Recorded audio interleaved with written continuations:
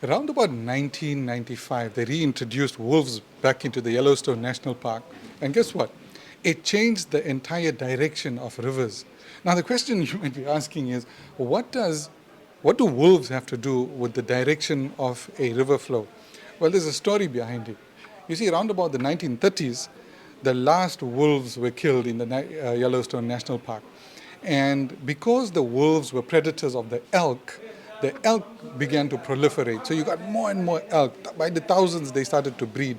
And what happened was, because there were no serious predators, they started to cluster into certain areas. And those areas happened to be near rivers, and they ate up the willow trees. And those willow trees were necessary for the survival of the beaver population. But then, what happened with the beavers? They decreased in number because they couldn't survive without the willows. And all the dams that they used to build got washed away eventually. But then in 1995, and this was mind-boggling even for scientists up till today, when they reintroduced the wolves, what the wolves did was they started to control the elk population. And because they started controlling the elk population, the beaver population went up, and because the beaver population went up, they began to make more dams, and those dams changed the flow of the river. And the entire ecosystem of the Yellowstone suddenly changed. Now there was less erosion, the beaver population and other populations began to thrive just because the elk population was controlled by the wolves. So the question is, where am I going with all this? What is my point? My point is this, that when you look at nature, nature is it's an extremely complex system of systems of systems. And that's how the quality of nature is. And if you take away one aspect from that system, there's a chance that the rest of the system will be affected. Downstream, there's going to be serious effects, or the system could collapse. And that's why wherever we found human intervention, human interference in nature, we found that usually there was a disaster. Now, what's the point of this? The point of this is that as human beings, we are a microcosm of what's happening out there in nature, because we are systems of systems. Now, before I go forward, I just want to tell you where I am. I am in the south coast of KwaZulu-Natal, and I'm actually sitting right now in a coffee farm, an actual production farm where they grow coffee berries, and they separate them from the beans, and they roast the beans. You can even roast your own beans here, and you can buy those beans. It's a place called Mapenyati Coffee.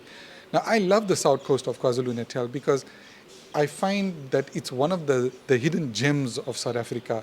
It's a place of extreme beauty, yet it's one of the most underrated places. It's almost, I would say, a hidden gem of South Africa. It's a place where you come for peace, calm, tranquility. And it's where I come to think. It's where I come when I'm stressed out, when I'm looking for ideas, I'm looking for my creativity to blossom. This is the place that I come to. I mean, I always say there are a lot of places that I really love in South Africa, Cape Town, the Drakensberg, but this is really a true hidden gem. There's beaches, there's nature, there's wildlife. You can take walks in nature. You can see some of the wildlife around here. And of course, coffee farms.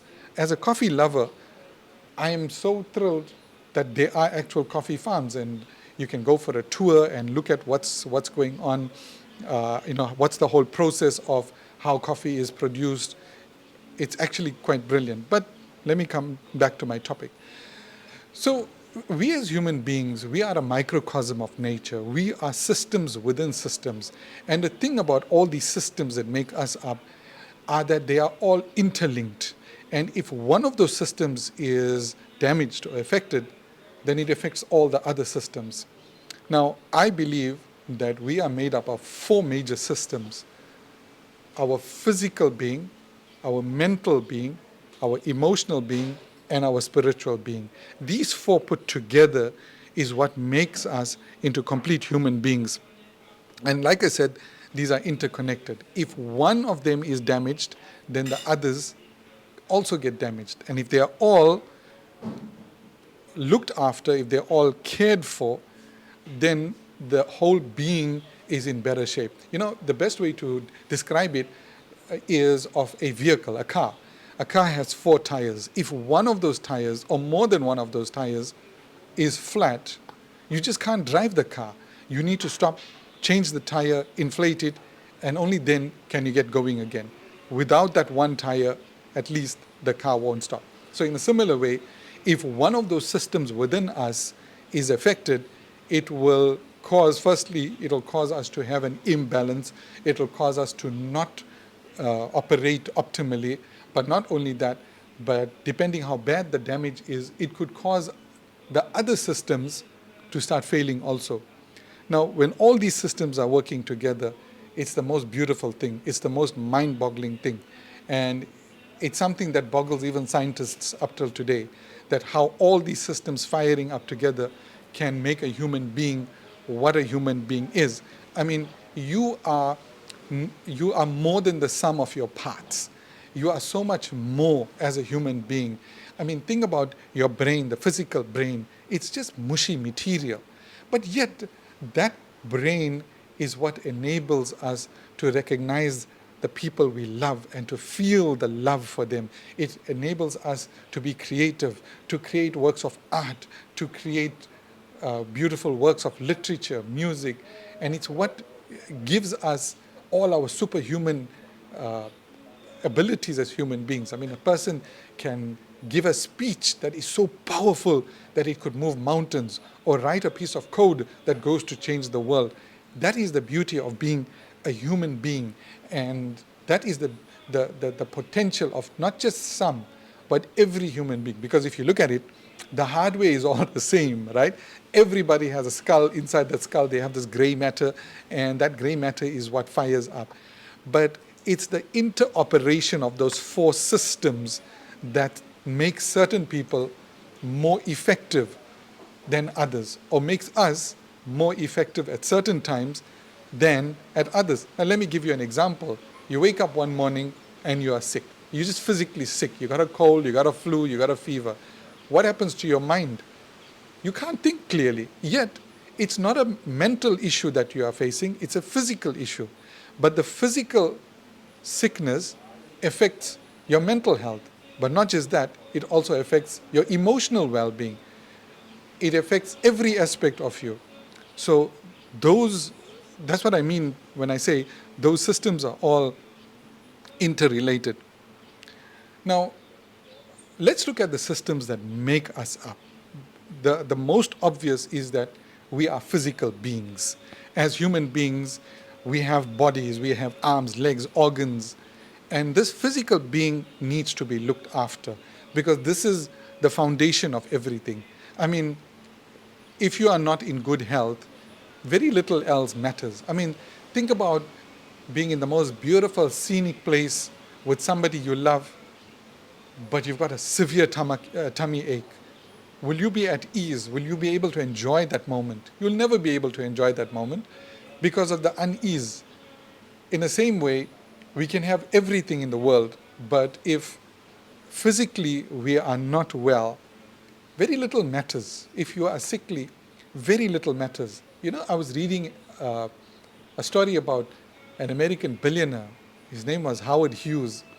Towards the latter part of his life, he became so ill, as the legend goes, that all he could eat was dry toast. And he made an offer to people. He said, if somebody finds a cure for my ailment, I'll give them my entire fortune, just to be able to enjoy a good, wholesome, hearty meal.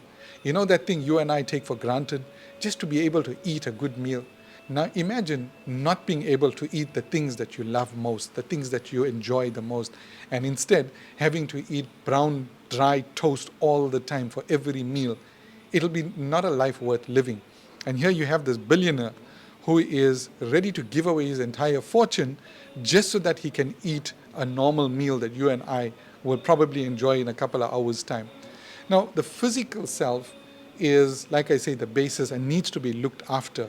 And we do this by basically eating well, exercising, keeping fit.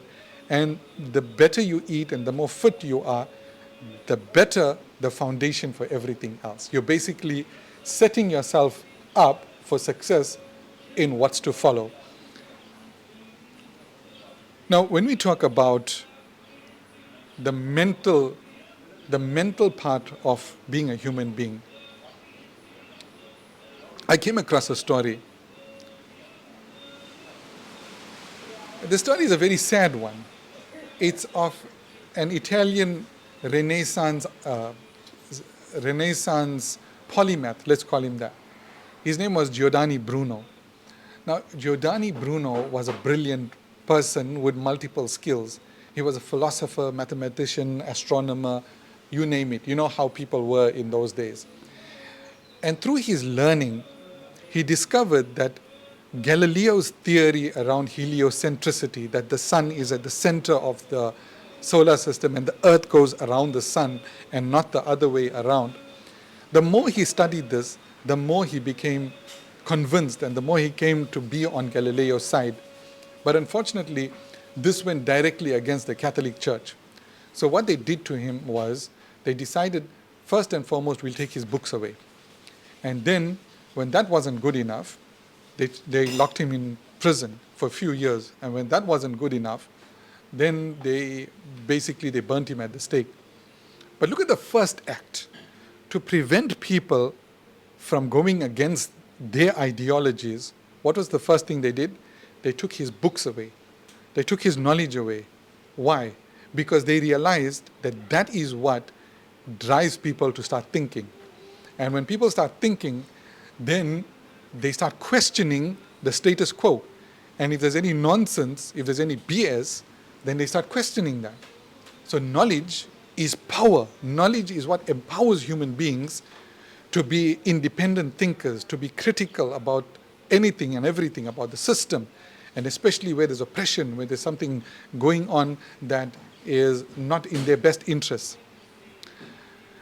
Now, the sad part is that in medieval times, to control populations, they used to take the knowledge away. Yet you and I, we have in our pockets the biggest library ever known to mankind, right there in our devices. And we should have hence been a community, a population of intense learning. We should have been producing polymaths by the dozens, people like Galileo or Al-Khwarizmi or Ibn Rushd, philosophers, scientists, mathematicians of the highest caliber, and people who work across different fields of science, across different disciplines. We should have been a very informed nation, an informed population, an informed civilization, but we aren't. You know why? Because the powers that be actually came up with a better plan than taking knowledge away from people. A much, much better plan and a much more effective plan. And that plan is take the love for knowledge away from them. Make them dislike knowledge. Make them not want to read those books. So you can place the best books in front of them, the best courses, the best learning and knowledge in front of them, and they will not touch it. Why? Because they don't like it. Instead, they are more interested in entertainment. They are more interested in doom scrolling on their devices, on social media, hours upon hours upon hours of short form videos, just videos, or playing video games, or watching series, binging on series, and keeping their minds completely absorbed in that. Now, I know what you might say, that there is learning in videos, and I agree with you 100%. There is learning on television, you can watch a documentary, but the effectiveness of learning from short form video has been proven to be very low versus maybe reading a book or doing an online course. Now, there's nothing wrong with entertainment. We are living in times where there is a lot of time on our hands. We are not as involved with our daily livelihoods. We don't have to go to the farms and work. There's not much to do. We are a privileged civilization. We are a privileged society. But the thing is that when it gets a bit too much, when we overdo it a bit, then we start to lose that passion for learning. And then we become a little more docile and easier to control by the powers that be. I mean, we've seen this. We've seen this too many times in recent history. I don't want to go into the gory details of it. But the best way to control populations, keep the knowledge away from them. And the best way today to keep the knowledge away is to just basically make them not love learning. And so that is the trouble with our times. This technology that we could easily use to become enlightened, intelligent, thinking, critical, is being used against us to control us because we are simply using it for entertainment. Now, if you want to grow professionally, if you want to grow as a human being, then let me give you some advice. Look after your mind. Take care of your mind. Be careful what you put in it. The best analogy I can think of is no person in their right mind is going to go to the neighborhood and pick up all the neighbors' garbage and offload it into their own living rooms. You wouldn't do that in your living space. Why would you do that in your mind? Why would you fill your mind with garbage? Why would you fill your mind with nonsense? Take care of that beautiful mind of yours. That is the basis of your intelligence. Fill it with intelligent stuff. Fill it with things that make you a better person, that makes you more creative. So that's the second part. Physical, mental. Now let's go to the emotional part. I believe that the strongest emotion is love. I believe that, and I firmly believe this, and this is debatable. I don't need everybody to believe this, but I believe that you can achieve more with love than with any other emotion in the world. Love conquers everything. Love will help you to, swim the deepest ocean, climb the highest mountain, just to get a bit poetic about it.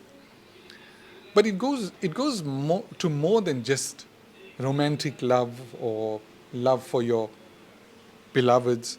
It goes to work also. And it's something that I always stress and emphasize. When you love what you do, when you love the people you work with, when you love to wake up in the mornings and go to work, you'll never work another day in your life because that love will drive you. And then when there are challenges, and I'm not saying if, I'm saying when, because no matter what line of work you are in, you might be doing the thing that you love most in the world, but there are going to be challenges. There are going to be times when life kicks you in the teeth, in the head, drops you down. What do? It's that love and that passion that helps to pick you up and get going again. That is why I believe that love and passion are the most important things. Now, it's also the love that we have for our partners, our children, that enable us to be strong. I mean, there's a saying that behind every successful man, there's a woman. Now, it works in reverse also. It's not the person and their own abilities that alone can succeed. It's also that emotional support that they get.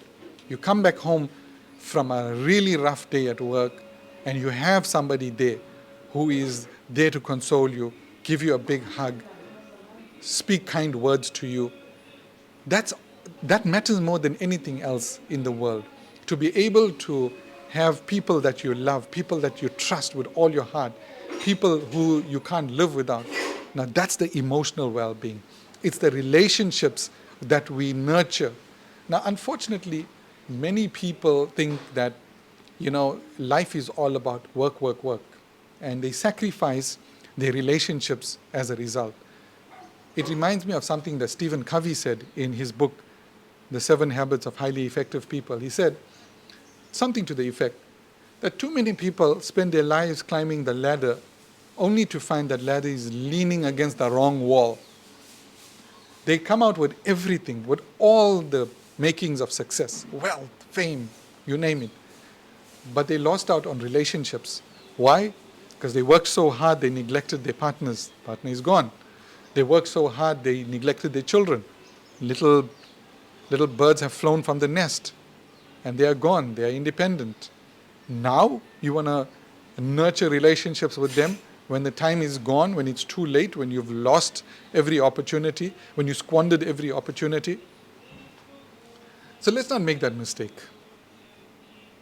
Let's not make that mistake of losing out on our relationships, on the people, because that's what matters ultimately.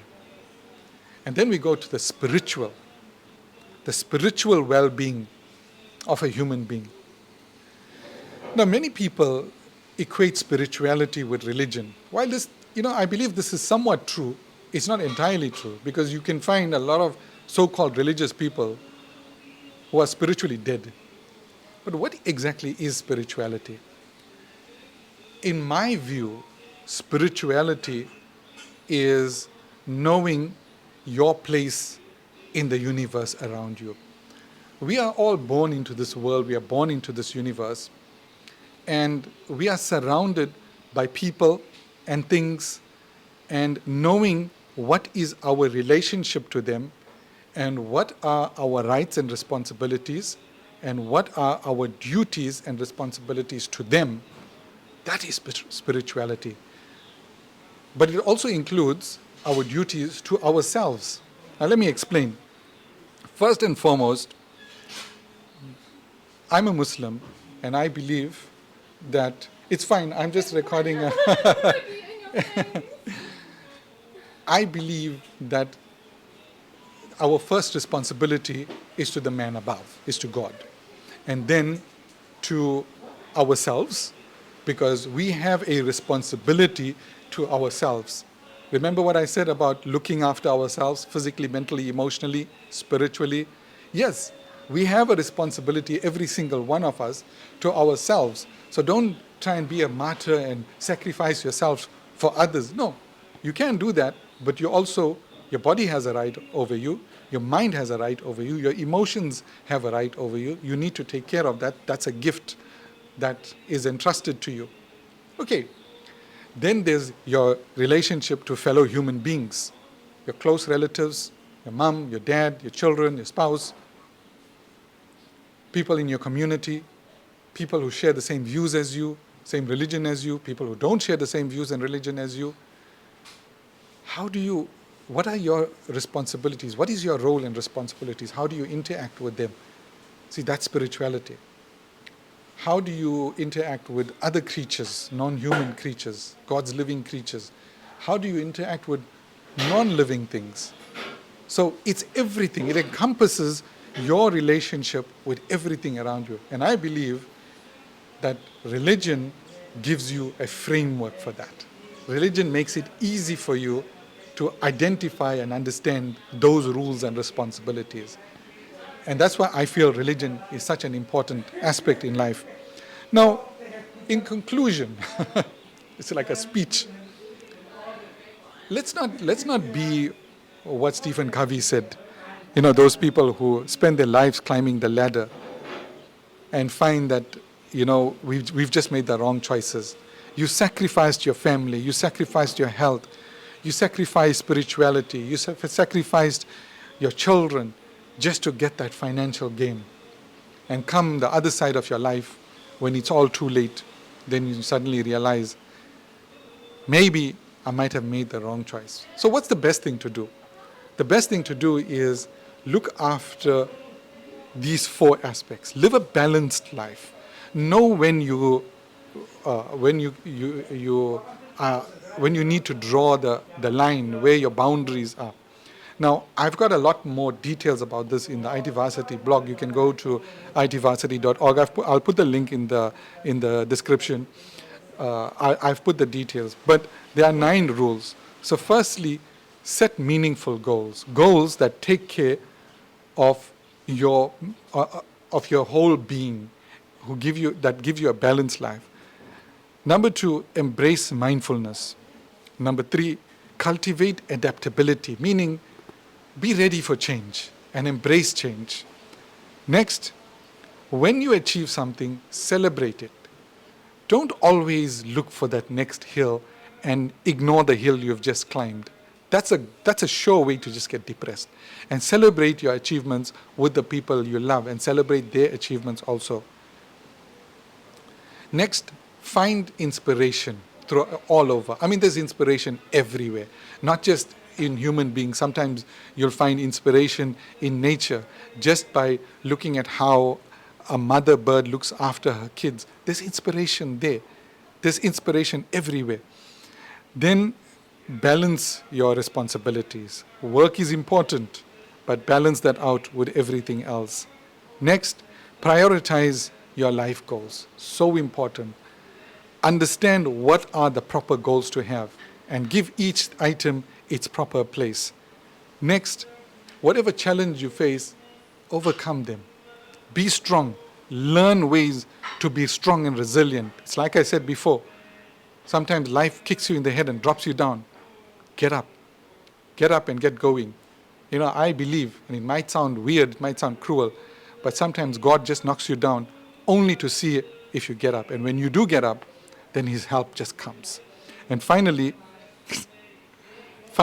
go and read the blog on the IT Varsity website. Don't forget to leave me your comments. Thanks so much.